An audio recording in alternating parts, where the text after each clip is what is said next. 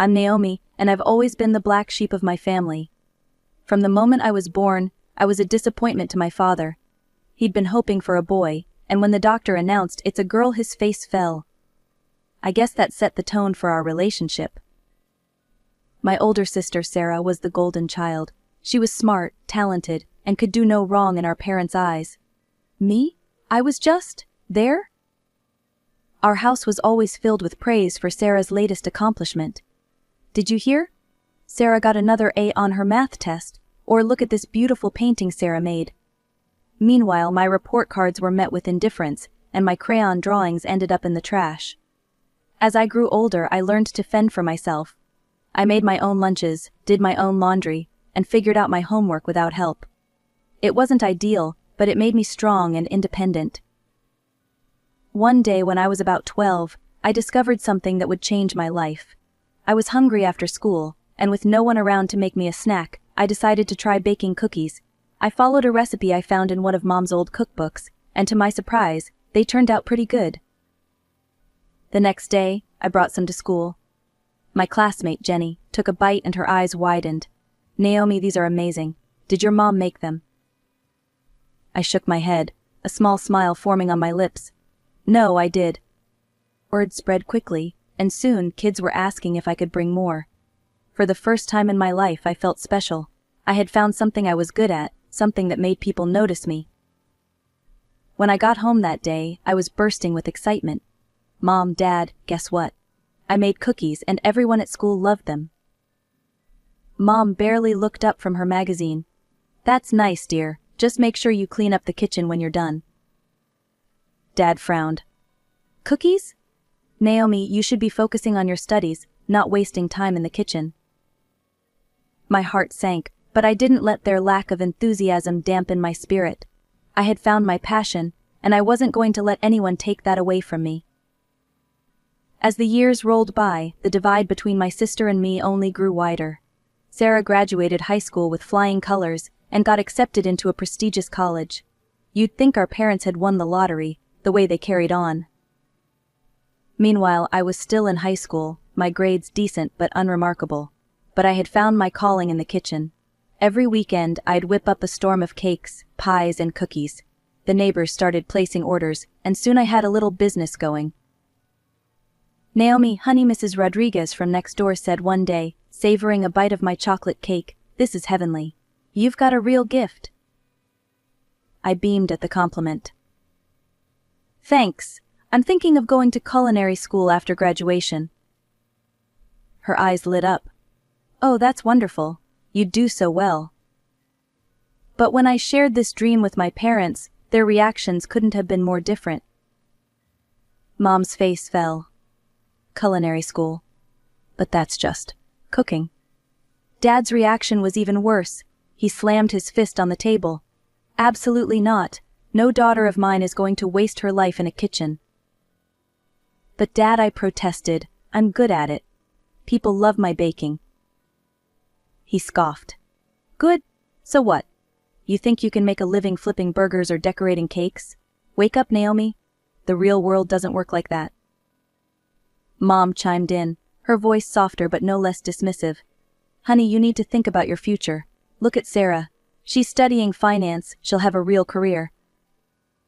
Their words stung, but I wasn't ready to give up. I started selling my baked goods at school fairs and to classmates. The response was overwhelming. Naomi, these cookies are insane, my friend Jake said, mouth full of chocolate chip goodness. You should open a bakery or something. I grinned, imagining it. My own little shop, filled with the smell of fresh bread and sweet pastries, it seemed like a dream come true. But at home, the dream quickly turned into a nightmare. What's this? Dad demanded one day, holding up a flyer for my bake sale.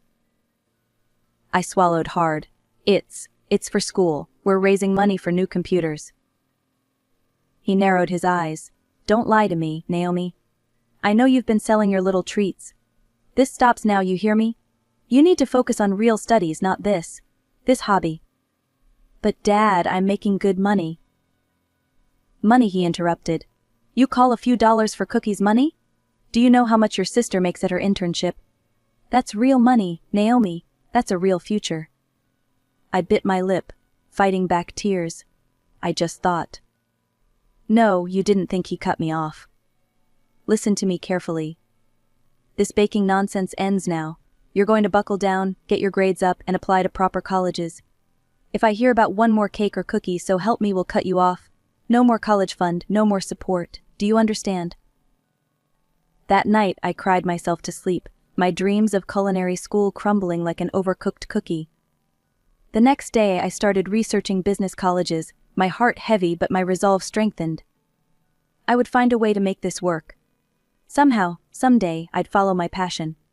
But for now, I had to play by their rules. College flew by in a blur of numbers, spreadsheets, and financial reports. I threw myself into my accounting studies, trying to convince myself that this was the right path. But every time I passed a bakery or caught the scent of fresh bread, my heart ached for what could have been. Finally, degree in hand, I landed a job at a large corporation. My parents were thrilled. I rented a tiny apartment, determined to stand on my own 2 feet. But as I sat at my desk, day after day, crunching numbers and filing reports, I felt my spirit slowly dying. One evening, unable to take it anymore, I dug out my old recipe book. The pages were worn, stained with butter and flour, reminders of happier times. I whipped up a batch of cupcakes, losing myself in the familiar rhythms of mixing and baking. The next day, I brought them to work. The response was immediate and overwhelming. "Oh my God, Naomi, these are amazing," my coworker Lisa exclaimed. "Where did you buy them?" I hesitated, then admitted, "Actually, I made them." Word spread quickly. Soon, people were asking if I could make cakes for their birthdays, their kids' parties, even their weddings. I started small, just a few orders on weekends, but soon I was spending every free moment in the kitchen. My tiny apartment was constantly filled with the aroma of vanilla and chocolate. The turning point came when our company's anniversary rolled around. The director himself approached me. "Naomi, I hear you're quite the baker," he said. "How would you feel about making the cake for our anniversary party?" My heart raced. This was a huge opportunity, and a huge risk, but I couldn't say no. The day of the party arrived. I wheeled in a massive cake, decorated with the company logo and intricate sugar flowers. As I unveiled it, the room fell silent. Then the director broke into a huge grin. "This is incredible," he turned to the crowd. "Everyone, give it up for Naomi, our resident accounting wizard and apparently, master pastry chef." The room erupted in applause. The director actually hugged me, whispering, "You're wasted in accounting, my dear. This is your true calling." His words stuck with me. Over the next few months, as the orders kept pouring in, I realized I had a decision to make. I was working 2 full-time jobs, accountant by day, baker by night. Something had to give. One sleepless night, covered in flour and surrounded by orders, I made my choice. The next day, I handed in my resignation. But why?" my supervisor sputtered. "You're one of our best." I smiled, feeling lighter than I had in years. "I found my true passion," I said simply. I rented a small commercial kitchen and threw myself into my new business. It was terrifying and exhilarating all at once. There were nights I stayed up until dawn, filling orders, days when I wondered if I'd made a huge mistake. But slowly, surely, my little bakery grew. I hired my first employee, then my second. We moved to a bigger space. My cakes and pastries became known throughout the city. Through it all, I kept it a secret from my parents. As far as they knew, I was still a successful accountant, climbing the corporate ladder. I told myself I was waiting for the right moment to tell them the truth. But deep down, I knew I was just afraid. Afraid of their disappointment, their anger, their rejection. As my bakery business grew, I knew I needed to step up my game. I dove headfirst into the world of modern marketing, determined to make my little shop stand out in a crowded market. I created social media accounts for the bakery, posting mouth-watering photos of my creations daily, but I was always careful to keep myself out of the frame. No selfies, no meet the baker posts. Just cakes, cookies, and pastries in all their glory. Despite my paranoia, the business thrived. I partnered with a local courier service for deliveries, extending our reach across the city. I implemented a loyalty program, offering discounts to repeat customers.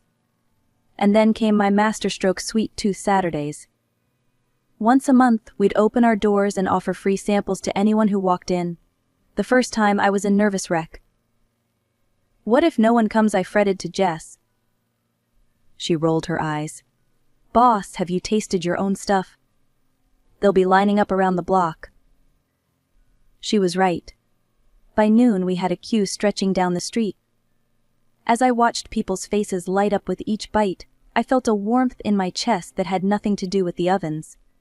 Our popularity skyrocketed.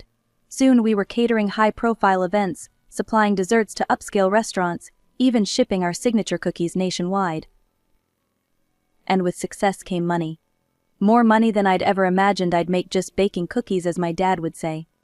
Before I knew it, my income had surpassed my sister's bank salary. I started helping my parents out, always under the guise of my successful accounting career. When their roof needed replacing, I footed the bill. When they mentioned wanting to see Europe, I surprised them with tickets.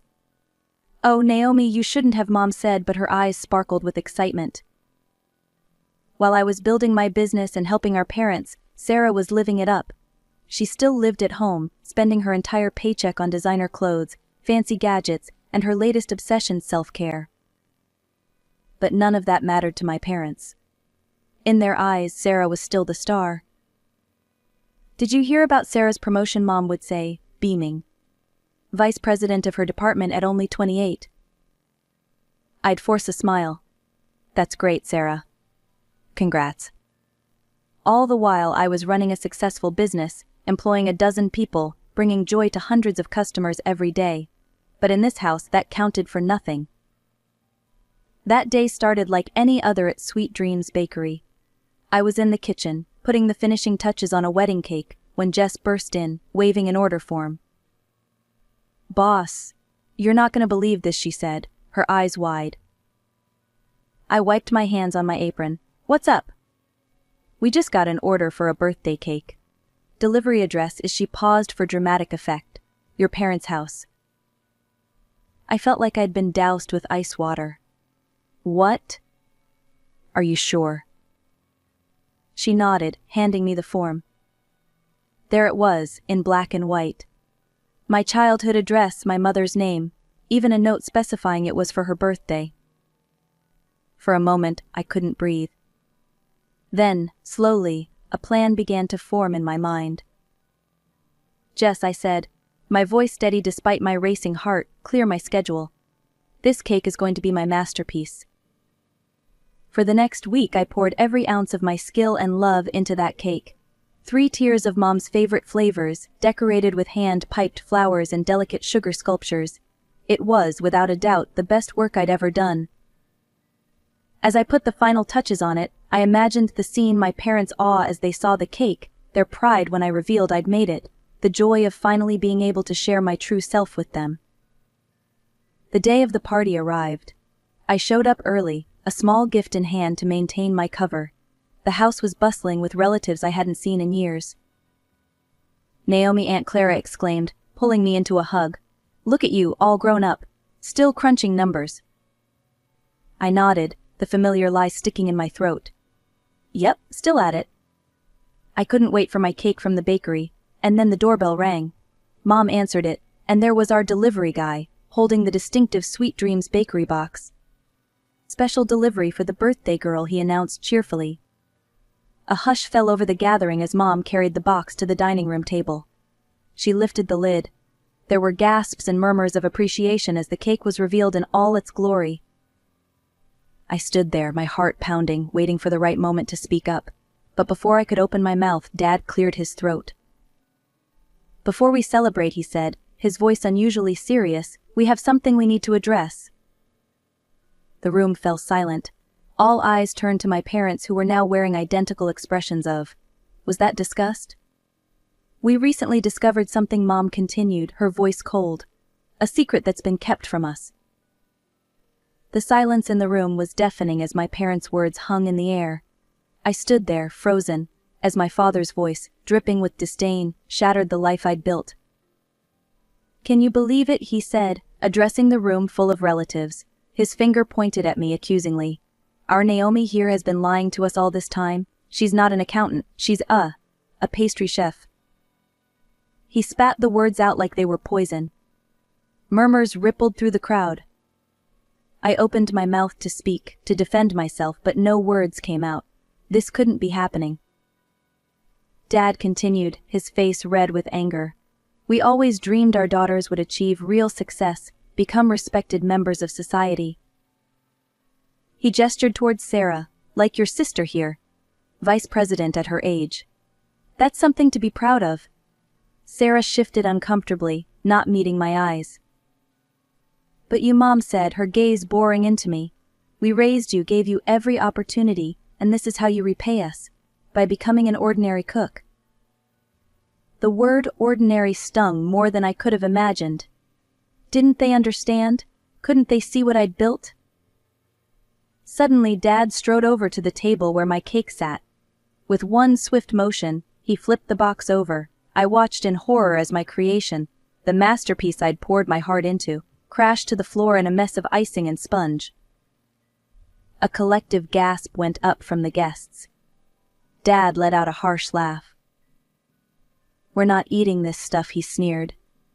It's beneath us. Mom nodded in agreement. Naomi, you've shown us that you're unworthy to be among respectable people. You've disobeyed us for the last time. Dad's next words hit me like a physical blow. We hereby disown you. You're no longer our daughter. I couldn't breathe. This couldn't be real. I looked around the room, desperately seeking an ally, someone to stand up for me. But I was met with averted gazes and uncomfortable shuffles. Aunt Clara, who had hugged me so warmly earlier, now whispered to Uncle Joe, I always knew that girl was trouble. Others nodded in agreement.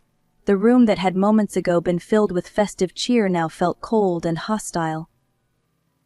Leave, Mom said, her voice ice cold. Leave now and don't ever contact us again. I stood there, rooted to the spot, tears streaming down my face. How could they do this? How could they dismiss everything I'd achieved, everything I was, so cruelly? Didn't you hear your mother? Dad barked. Get out. Somehow I found the strength to move. I turned and walked towards the door, my vision blurred by tears. As I reached for the handle, I heard Sarah's voice, tiny and unsure. Mom, Dad, maybe we should. But her words were cut off as the door closed behind me. I stumbled down the front steps, the same steps I'd climbed countless times as a child, but now they felt foreign and unwelcoming. I made it to my car before the sobs overtook me. As I sat there, surrounded by the remnants of the family I'd just lost, I felt something inside me break. The dream I'd held onto for so long of finally gaining my parents' approval, of them understanding and appreciating who I truly was, had shattered like my cake on the dining room floor. I don't know how long I sat there, crying until I had no tears left, but as the sun began to set, casting long shadows across the neighborhood I'd grown up in, I knew one thing for certain: I could never come back here again. The days following the disastrous birthday party passed in a blur. I moved like a ghost, barely eating, hardly sleeping. The bakery kept running thanks to my incredible staff, but I was just going through the motions. Gradually, as the shock wore off, I threw myself into work with renewed vigor.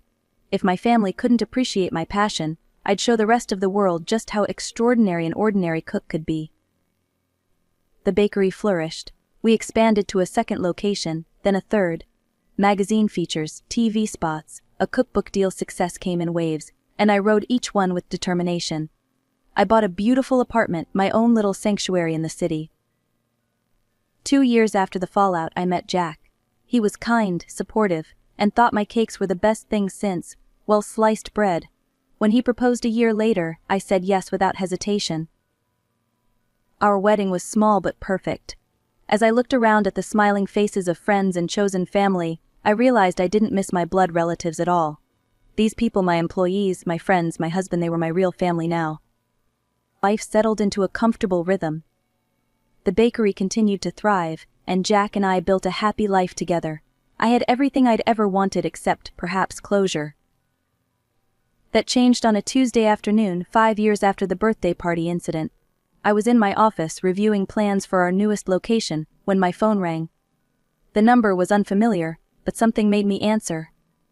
Hello. Naomi, my mother's voice, tentative but unmistakable. Don't hang up, please. We need to talk. What followed was a barrage of information. The bank where Sarah worked had lost its license, mass layoffs, Sarah unemployed for months, they needed help. Before I could process this, my father's voice cut in. You need to give Sarah a job at your bakery. As the director, Sarah has actual business experience. She should run things and you can just be one of the bakers.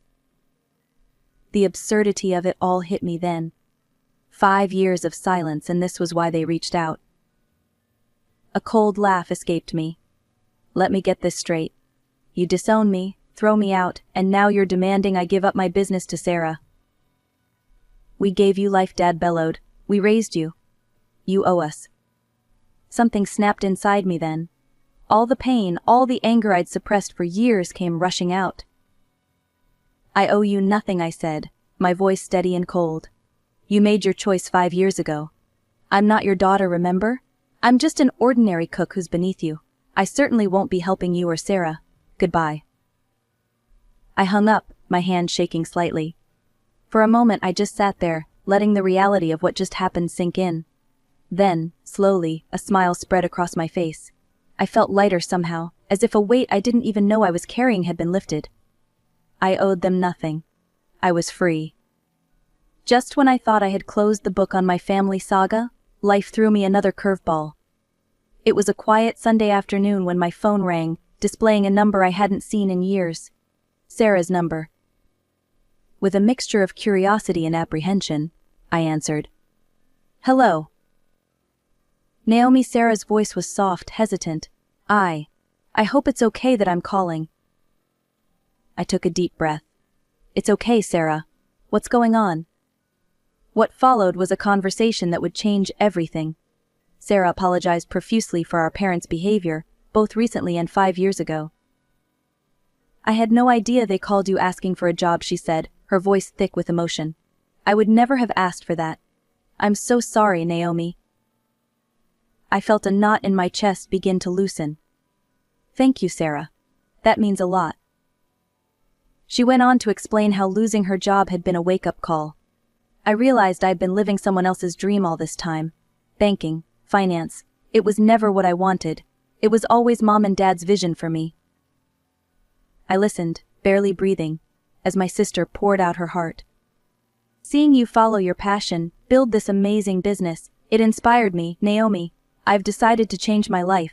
I've enrolled in interior design courses. I want to create, to make beautiful spaces. I want to be true to myself, like you've been. Tears welled up in my eyes. All these years I'd thought Sarah was the golden child, living her best life. I never imagined she might be struggling too. That's wonderful, Sarah, I managed to say. I'm happy for you. There was a pause, then Sarah's voice came again, thick with emotion. I'm proud of you, Naomi. You stood up for yourself, followed your dreams despite everything. You're living the life you want, and that's amazing. I couldn't hold back the tears any longer. Years of pent-up emotion, the hurt, the anger, but also the longing for my sister came pouring out. We talked for hours, catching up on lost time, sharing our hopes and fears. As the conversation wound down, Sarah hesitantly suggested, maybe we could meet up sometime, just to talk, share news, support each other. I found myself nodding, even though she couldn't see me. I'd like that, Sarah. I'd like that a lot. Over the next few months, Sarah and I met regularly. We shared coffee and pastries from my bakery, of course, laughed over old memories, and supported each other through the challenges of our respective careers.